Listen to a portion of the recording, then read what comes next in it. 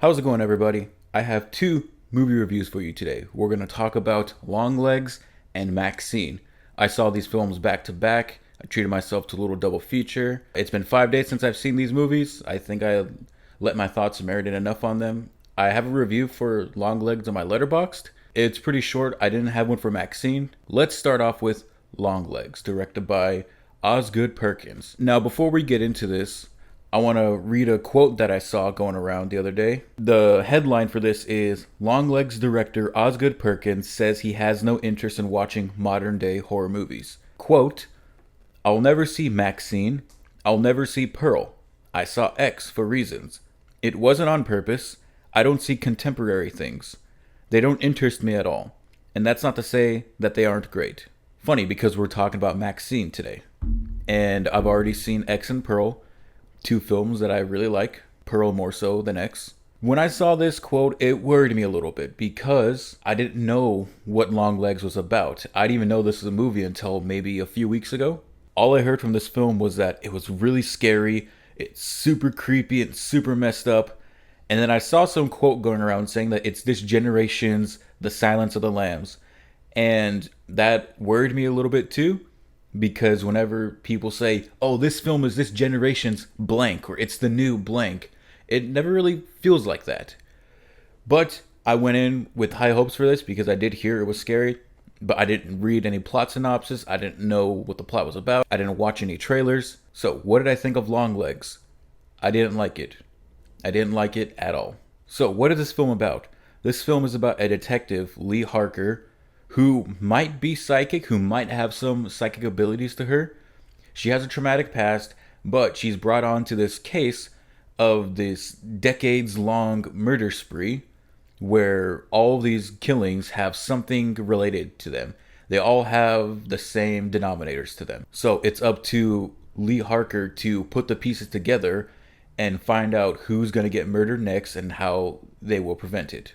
And the killer leaves behind these messages signed by Longlegs. So Longlegs is the title of the film. Longlegs is the killer. I like the setup for this film. I think it is an interesting setup. It felt like it was going to be more grounded. And I was wondering how that psychic detective angle would take place. But in actuality, that psychic ability is like used once in the field and once in like a test or something. It doesn't really feel like it's relevant to anything else happening in the story. So it seems kind of weird and it doesn't seem like it's relevant to the plot. But I did say I like the setup. I like the first act enough where the characters are investigating. They're looking at all the pieces of all of these past murders. I like that setup. But once the film goes into the second act, the film becomes very boring. I'm going to have to talk about spoilers eventually because there are so many things I just need to say about this, but I'm going to get through the non-spoiler section first. Let's talk about the things that I like. I like that initial setup. It feels like we were going to have a grounded detective story with some really messed up things going on. I love the look of this film. I think this film looks really damn good. The cinematographer is Andres Anochi. That guy pulled off a killer looking movie. I love the framing of this film. There's so many tight shots of characters' faces, and then in the background you see something. I'm not going to say what it is, but you see certain things. The framing's really good. And the lighting is excellent in this film. My favorite shot of this film is a character in a car driving at night, really dark, and he lights a cigarette, or someone lights a cigarette. And it just looks so damn good. That kept me intrigued in this film, the look of this film. Also, they play around with aspect ratios. I'm not sure what other cameras were used, but there are different aspect ratios to show different time periods. I think that was used pretty well. And the cast, for the most part, mainly our two main leads. Micah Monroe, who plays Lee Harker, our main character, and Blair Underwood, who plays Agent Carter. They're both good. I like them. I like their characters enough until certain things happen later on, but that it's that setup and this dynamic that these characters have. I enjoyed that. It got me hooked and invested in the film at the beginning. And the film did have some creepy vibes to it. I'm not ashamed to admit that it felt a little unsettling at times. And that's because of the way shots are framed, what exactly we're seeing, the use of lighting. The film just looks really good, and those creepy aesthetics and the look of this film come together to make some pretty unsettling moments. But I think that's all the film has. Creepy aesthetics, and the payoff for those creepy aesthetics don't work because I didn't find this film scary at all. The only time I was startled or felt scared or had my heart racing was when we cut to a shot accompanied by a loud piece of music, and the image on screen is supposed to be terrifying, but it's not. And the only thing that made me jump was the loud piece of music. I thought the jump scares were cheap. The creepy aesthetics were more scary than the jump scares. The moments that actually got my heart racing a little bit. Alright, now I gotta talk about spoilers for this film because there is a lot to unravel with this film. So we're gonna head into spoilers. Don't say I didn't warn you. You can click to this time in the video to skip the spoiler section and have the end of the review. 3, 2, 1. Don't say I didn't warn you. Nicolas Cage in this film is so bizarre. I get it that it's a role written for him, and Nicolas Cage, I like Nicolas Cage, he's a fun actor, but when the rest of the tone is super serious for this film, and then we have this character, Longlegs, played by Nicolas Cage, come off as this creepy weirdo guy, and he's supposed to be humorous, it doesn't come off as that. It just comes off as weird because the rest of the film is super serious. I'm supposed to be taking this seriously. And it's supposed to be like oh, we're subverting your expectations because it's a goofy thing and a horror thing. You're just supposed to laugh at it. You're supposed to be amused by it. It's not. I found it stupid. I found it so weird. Now that we're in spoilers, I have to talk about what the film is actually about. So Harker finds out that these murders happen to little girls whose birthdays are on the 14th. It happens within a week, either before or after. And not only are the little girls, but the entire family is murdered. But there's no evidence of people breaking in or anything. So that is an interesting and unique setup. I like that setup. The reasoning behind it, I understand. We'll get to that later. But what I don't get is the logic of how certain characters don't see what's actually happening. At the beginning of the film, Harker and Carter go out for drinks, and Carter's all like, "Oh, will you drive me home?" She drives him home, and he's like, "Come inside and meet my family." I instantly thought, okay, his family, his little daughter's birthday is going to be on the 14th, right? Or the 13th, whatever it is. So anyways, Harker meets the daughter, they talk for a bit, and then the daughter goes, "Do you want to come to my birthday party?" That right there. To think how intuitive Harker is, to think how much thought she put into this case already at this point, to think that she would ask, "When is your birthday?" or anything. It's obvious it's on the 14th. She mentions the birthday, and we know it's going to happen at the end of the film, that this little girl is going to get into some trouble at the end of the film. But what upsets me more is that Carter, the father, doesn't put these pieces together. He knows that there's a bunch of murders going on at this point, and he doesn't do anything to like, "Oh no, my daughter's going to be in trouble because her birthday's on the 14th or the 13th. Oh my god, what am I going to do?" Come on. And in the beginning of the film, we have this flashback moment. It takes place in the past. It uses a different aspect ratio. It looks good. It looks interesting. And there's this little girl, and Longlegs appears, and he's like, "Oh, I know it's before your birthday, but I have a present, hergadurgadurg." And I didn't think initially that that was Harker, because it is Harker as a little girl. I thought that was going to be a murder that we would come back to later. But it turns out it was Harker, and then her mom comes, and she's like, "What are you doing?" And then Nicolas Cage, who plays Longlegs, is like, "Oh, I'm going to kill you guys. I'm going to kill your daughter." And the mom's like, "No, spare her life, and I'll help you with these murders." Turns out that Harker's mom was keeping Longlegs in her house the whole time. He makes these dolls, and he uses like devil voodoo magic shit. And the mom poses as someone from the church saying, "Oh, you won a prize. Here is a doll that looks like your daughter." and there's a metal ball inside the doll, and all I have to do is bring the doll in the house, and then everyone will kill each other, and then once there's enough people killed or something, then I don't know, the devil will come or some shit, or Nicolas Cage will be imbued with the devil power or something. I don't know. Also, the way that's explained to us is so weird. It grinds the film to a halt. It happens right before the third act. It's so and it's narrated to us, but it's not narrated. It's like a story being told to Harker as a kid. And what makes this even funnier is that the whole time Harker's all like, huh, who's Longlegs? I gotta figure out who Longlegs is. She has all these clues. She has all this information that all of these girls' birthdays are on this certain date. And yet she doesn't think, oh my god, my birthday's on this day too. Yeah, because Harker's birthday's on that date. She was the little girl in the beginning of the film who's gonna get killed a certain amount of time before or after her birthday. Also, what doesn't make sense is at the beginning of the film, Longlegs shows up to Harker and is all like, "Oh, here, I have a present for you, Herbert." Then later on in the film, Carter's all like, "I did some digging up in your past. Your mom made a call about some guy on your property, that wasn't supposed to be there."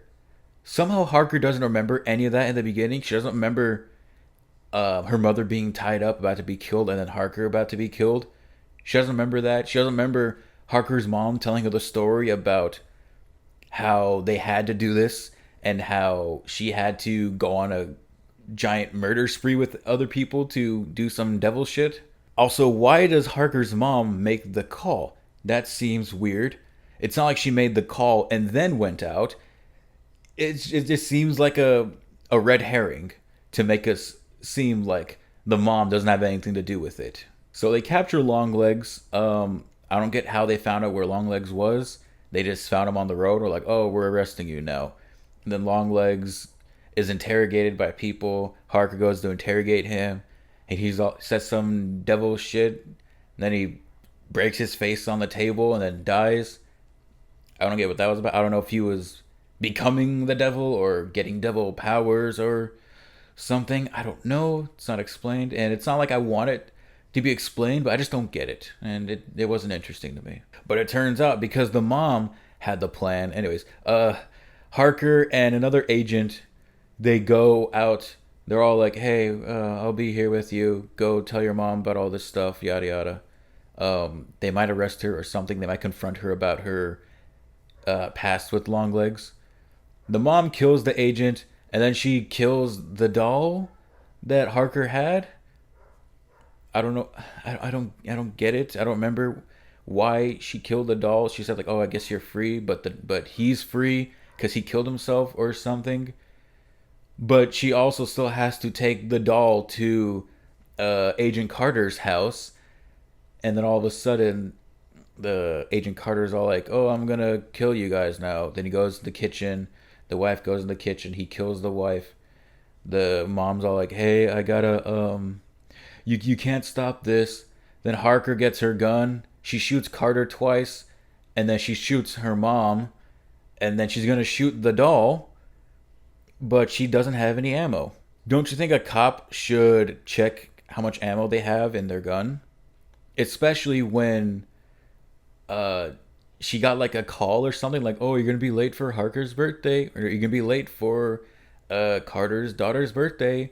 Don't you think she should check how much ammo she has? Does she not have more than 6 bullets for her revolver? Does she not carry any more bullets? What? And is she not gonna do anything to kill the doll or something? Does killing the doll mean that the daughter's gonna kill herself? I don't get it. Because why didn't she kill the doll? And then we hear like Nicolas Cage, Longlegs sing "Happy Birthday" or something. I don't get it. I just don't get it. Also, why doesn't Harker go stop Agent Carter when he's gonna go kill his wife in the kitchen? She goes there to stop the murders. Why does she let that happen? Carter's like, "Oh, I'm gonna go get the knife and cut up the cake," and the wife's like, "Oh, I'm gonna go with you. You need help?" And he's like, "I am going to kill you," and then he does. But Harker just stays there like, oh no, what am I gonna do? Oh no. You went there for a reason. What the hell? She just lets the wife die. That's on her. The wife dying is on Harker. And at least with the amount of ammo she has in her gun, give us a scene of the mom like taking bullets out or something. Also, Carter never shot her gun in the entirety of this movie. Why does she only have 3 fucking bullets in her gun? So I think that's kind of the most part for what I think of this movie. I went on a lot longer than I thought I would because it's so dumb.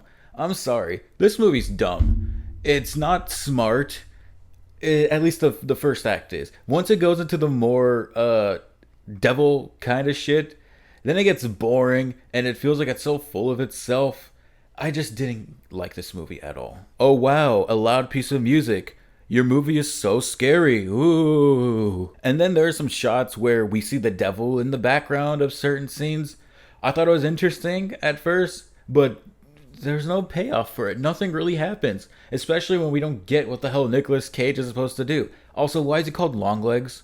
Because that sounds scary. It sounds spooky. Ooh, Longlegs. Come on, movie. I'm giving this film a D. Maybe a D plus, because it tried. The first act was interesting, and it looks good. The cast does their best. I like the dynamic between Harker and Carter, at least. But the rest of the movie is so stupid. I'm sorry. I didn't like this movie at all. Everyone's glazing the hell out of this movie for the most boring ass reasons. When all you have is creepy aesthetics and the payoff doesn't work, your creepy aesthetics are going to wear off over time. If you watch this film again, I don't know if you'll be scared. It's interesting at first. I thought it was kind of creepy. And then you see like people running in the background of Harker's house when she goes to investigate some shit because she hears creaking around her house. It's creepy, undoubtedly. But looking back on it, I don't know. Stupid and not scary at all. After having watched Longlegs and being disappointed, I went to go see Maxxxine, directed by T. West. This is the end to this trilogy that T. West has created, starting with X and then Pearl, and now Maxxxine. I already reviewed those movies, but I'll go over them real quick. X is about people making a porno, and the old couple that lives there wants to kill them because they're old and horny, they can't fuck. Pearl is about the older lady in X who wants to kill everyone. It's about her as a young girl. And then Maxxxine is about the porn star who escaped in X. She's trying to become an actress in Hollywood, and once she finally lands a role, she gets her life intertwined with that of a PI trying to hunt her down, and the Night Stalker, this killer going around killing young girls who have a sexual prowess to them, because there's a group of people who think that movies showing sex and violence is the work of the devil. I loved Maxxxine. I had a really damn good time with this film. While watching it, I had this sense of, damn, I love movies. I love this energy this film gives off. I love the gore. I love the violence. It's very humorous too. I laughed quite a bit in this film. T. West is the editor of this film as well as the director. And I think it's really interesting because I heard this saying a while back. A good director is a good editor. So he knows exactly what he's going to capture. And he knows exactly how to pace the film. And I think the editing of this film is great. There are great moments of multiple scenes happening at the same time. And they both relate to each other in a way. Like there's a scene of Maxxxine reading a script. And another scene involving, I'll say, a killing happening. I think it's so damn cool and interesting. There's a scene of Maxxxine getting ready to go out or something.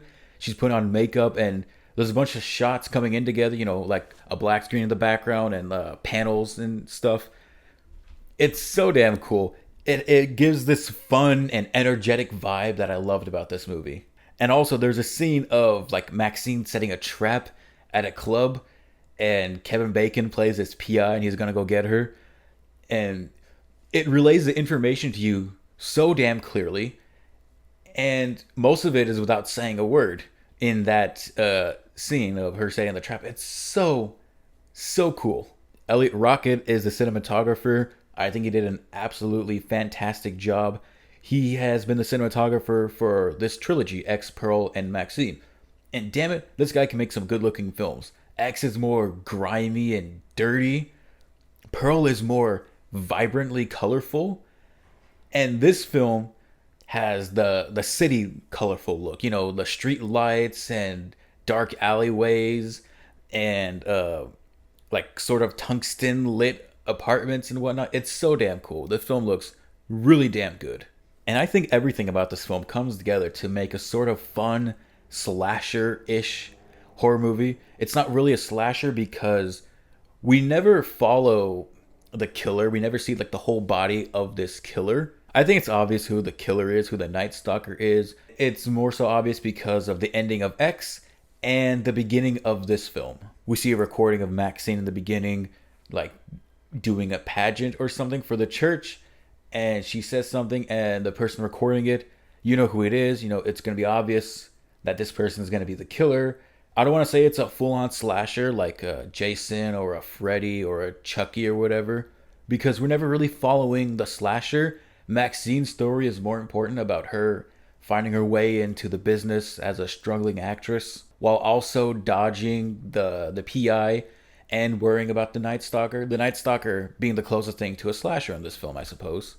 But all those elements come together in a very fun way. As violent as this film was, it's kind of humorous. There's some things I didn't expect that were quite shocking. I don't want to say what they are. I want you to experience them for yourself. But there is something that happens in the beginning that you think could be. I don't want to say it. It was so shocking, and it got me so unnerved. And the gore for it, it's so. Oh, it got me so squeamish thinking about it because it's so fucked up, but it was so funny and humorous, especially what happens with Kevin Bacon's character. I love that character, by the way. He's so fucking funny.